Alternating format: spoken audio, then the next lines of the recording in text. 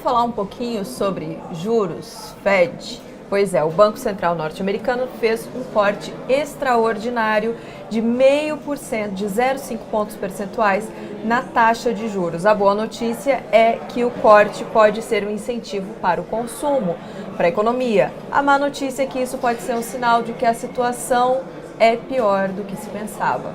Por trás da queda nas projeções de crescimento dos países está o coronavírus.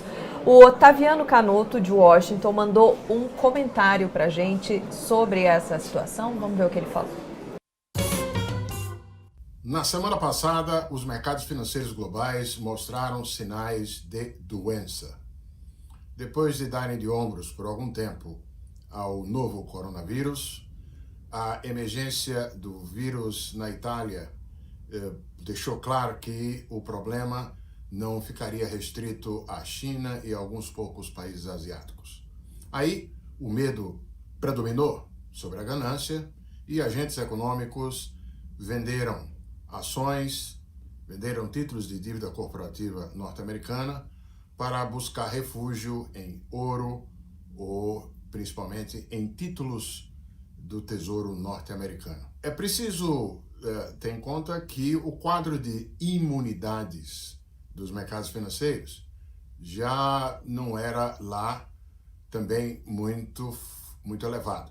Vocês se recordem de que eu mencionei aqui várias vezes como os preços das ações nos Estados Unidos já estavam muito acima daquilo que seria condizente com os rendimentos das empresas. Só estavam onde estavam por conta das condições financeiras, das taxas de juros muito baixas.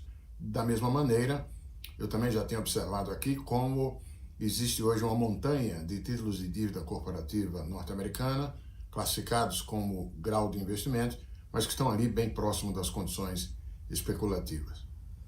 Pois bem, qual é o medo? O medo é que se repita ou que se reproduza situações parecidas com aquela vividas pela China, ou seja, em que a súbita imobilidade de pessoas e de produtos acabou gerando choques na oferta, na capacidade de produção e choques de demanda no declínio de vendas de serviços, por exemplo.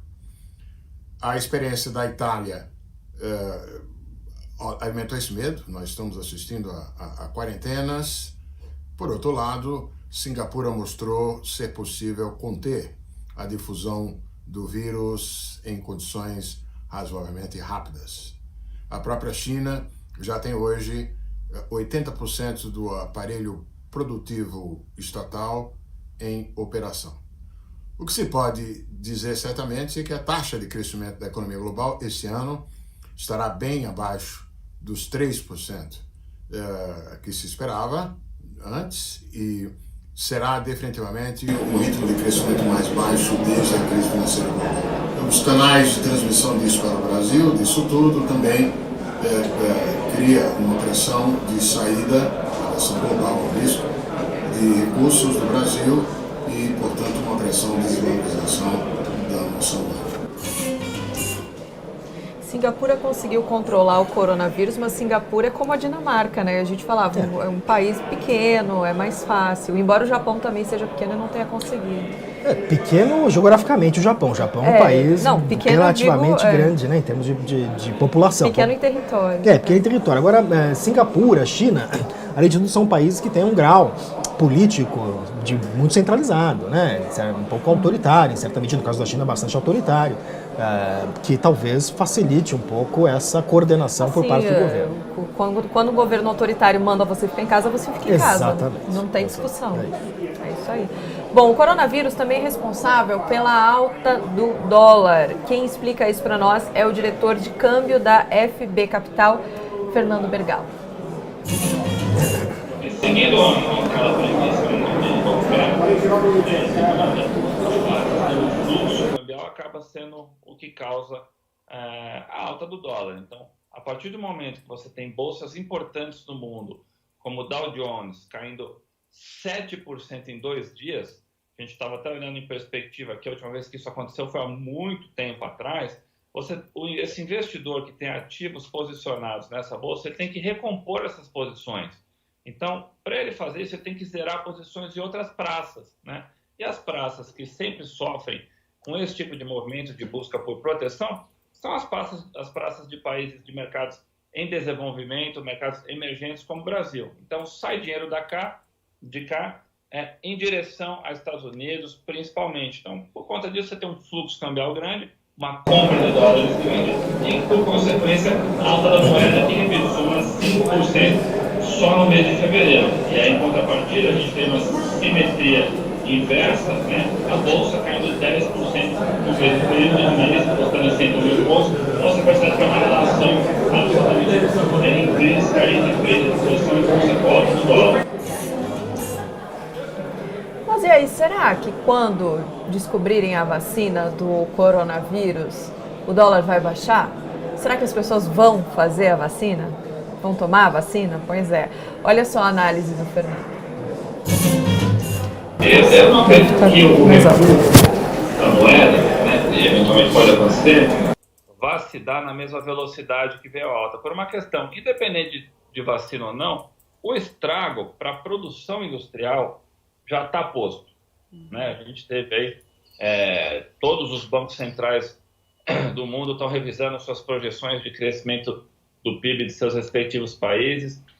O impacto maior foi na China, que é a segunda maior economia do mundo, então causa um impacto de cascata em todos os demais países. Então, acho que o estrago em relação à expectativa de crescimento da economia global já está feito, independente de vacina ou não.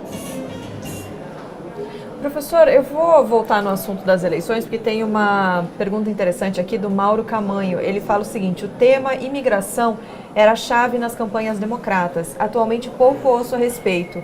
Há alguma ação importante anunciada pelos pré-candidatos? Há um debate entre os democratas sobre essa questão da imigração. O Trump ele tem uma posição bastante clara nesse sentido, né? Ele é claramente contra a imigração, o muro é um tema importante na campanha dele, etc.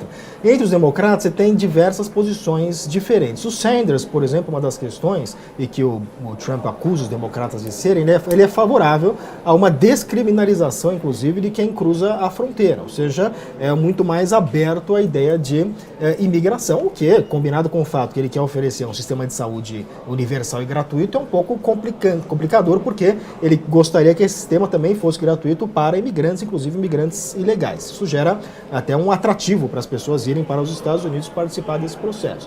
Então eu creio que o tema da imigração é um tema que vai surgir com mais força nas eleições gerais. Até porque os democratas têm algumas coincidências com relação à imigração, no sentido que eles se opõem a essa postura mais dura do Trump.